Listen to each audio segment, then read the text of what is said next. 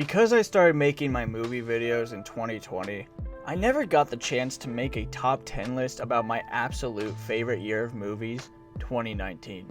Many of the films I rewatch nowadays are from that year, or films that I have discovered these past couple years have also been from 2019. So because my friend Lewis said, just do it, I'm gonna do it. And you know what I'm gonna do? I'm gonna do a top 20 because 2019 fucking rocked. So let's fucking get to it.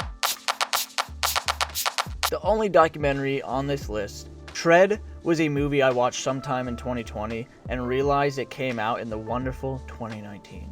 My dad recommended this to me and I was not expecting anything from it, and boy was it a good old time. I honestly don't want to spoil anything so you guys can go watch it yourself. It's on Netflix and I hope to make a damn good docs video dedicated solely to it. A movie I didn't realize I needed until I watched it. Toy Story 4 was said to be unnecessary, but it turned out to be a fitting goodbye to one of the most iconic movie characters in history, and one of my favorites. What a tender parting gift to a friend, a celebration of life lived, and a purpose fulfilled. The wistful amber glow of one chapter closing and another beginning, the pages rapidly turning into wonder towards an unknown path, the inner voice lighting the way. It is incredibly moving, and I cried by myself in a theater filled with kids and their moms. I love me some Tarantino, and he delivered big time with Once Upon a Time in Hollywood. Movies like this don't come around too often nowadays. Easily my favorite ending of a Quentin Tarantino movie next to Inglourious Basterds or Django Unchained.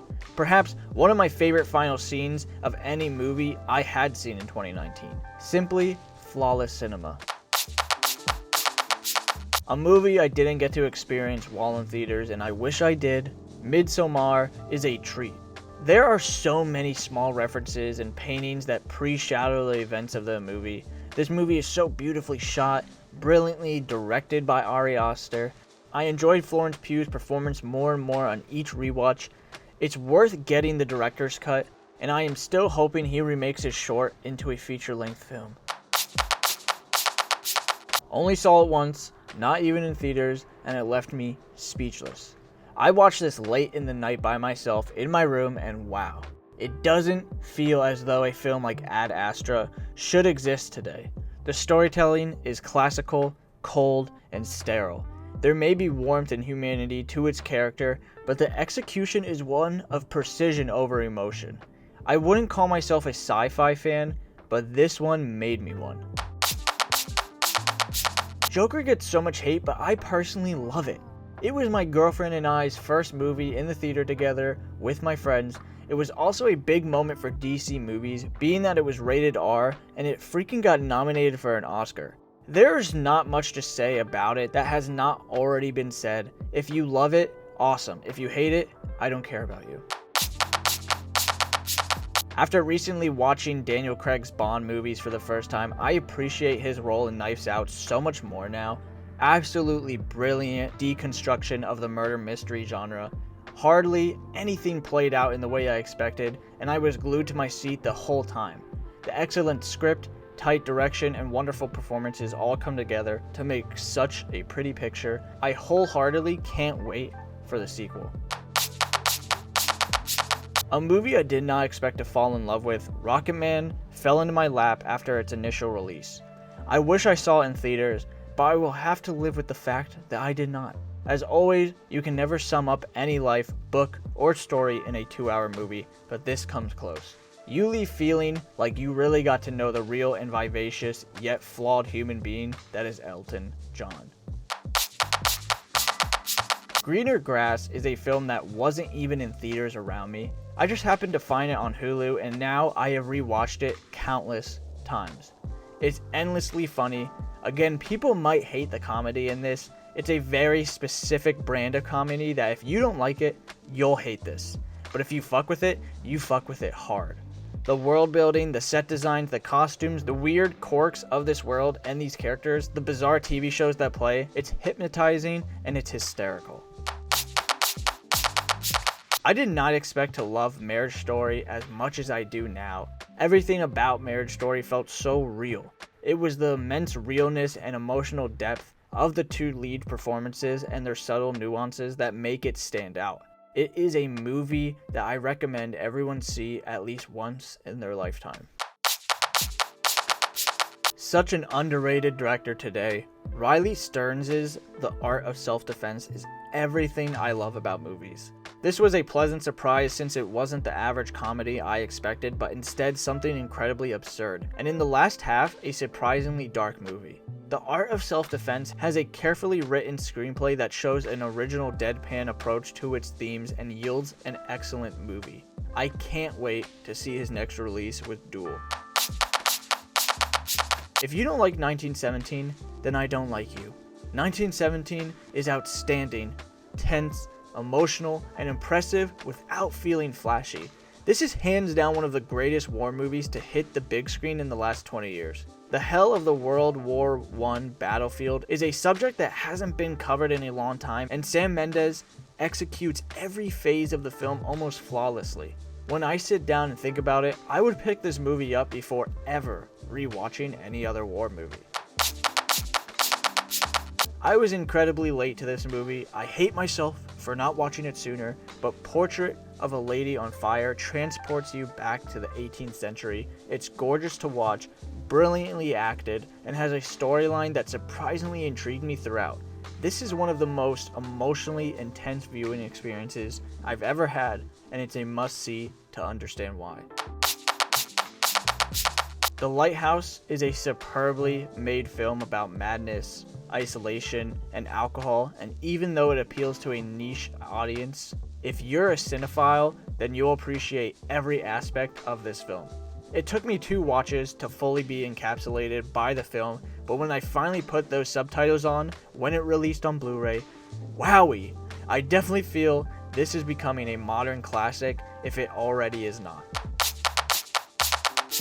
Movie I made a video about a few months back, The Last Black Man in San Francisco, is a movie that I did not fully appreciate the first time I watched it. I tried to back in 2019, but I was just not feeling up to it and watched it over the course of 2 days. For me, that is already a red flag, so I knew I had to someday rewatch it, and it stuck in my mind for 2 years. I finally rewatched it this year and I fell in love. Check out my video on it to understand. One of, if not my most anticipated movie of the year of 2019 next to Endgame, Honey Boy ripped me to shreds, then carefully put me back together. No matter what you think of Shia LaBeouf today, he deserved all the hype surrounding him when this came out. Honey Boy hurts so deeply because the shades of generosity, of empathy are still there, but the generational trauma is ruthless, and watching James succumb to this pain and pass it on to Otis is relentlessly compelling. Another movie I made a video about and love endlessly, Adam Sandler, as you know, already hits it out of the park. He gives the character a likability even though Howard on paper would seem like a total skis. Dynamic, unpleasant, and emotionally exhaustive, the expertise permeating throughout every fiber of Uncut Gems cannot be understated, nor can the emotional relevance present at the core of its gut-wrenching narrative. A thriller for the ages and quite possibly the most accomplished piece in Safdie's canon thus far. The Marvel fan in me would immediately put this at number 1, but I know that there are 2 other films that filled me up with so much cinematic joy that I had to keep this at number 3. Endgame is the epitome of a comic book movie. It's everything a fan service film should be, and the Russo brothers expertly crafted the best stepping off stone for any franchise ever.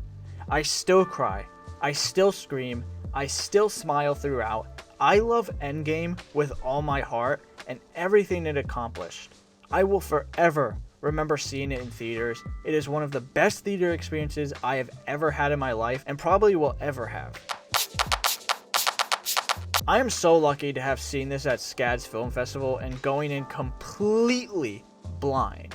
No one prepared me for the genre change midway through. No one prepared me for the careful editing and methodical score. No one prepared me for the incredible acting and beautiful cinematography. This is a cinephile's wet dream, and Parasite opened up the doors to so many movies I wouldn't give the chance before. It is meticulously constructed and executed with the skill of a master craftsman.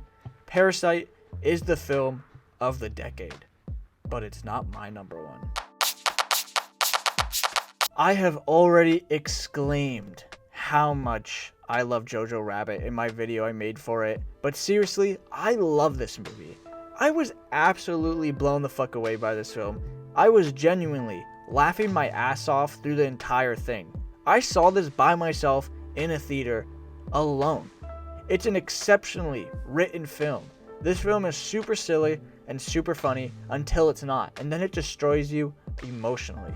The way this movie manages to balance tones of pure hilariousness and total seriousness is amazing, and I can't believe how it completely works. Some people believe it is disgusting, and no film should ever be satirical, but seriously, get over it.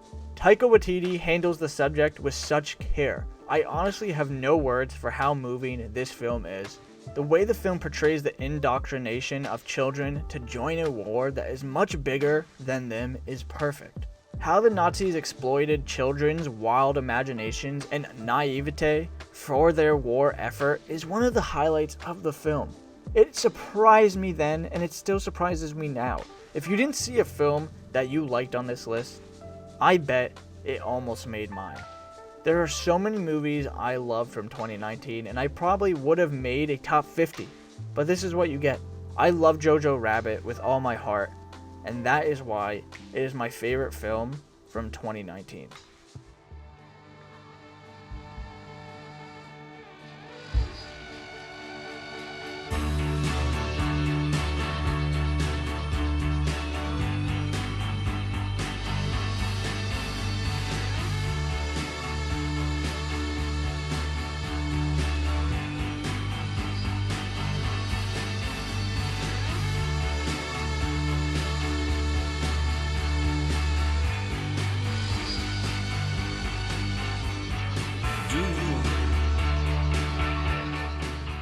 Tune in every Friday for new movie videos. Please like, share, and subscribe. Comment down below what other movies you would like me to do videos on. Thank you, Mom, for editing the scripts for my movie essays. I appreciate you. Till next time, thanks for watching.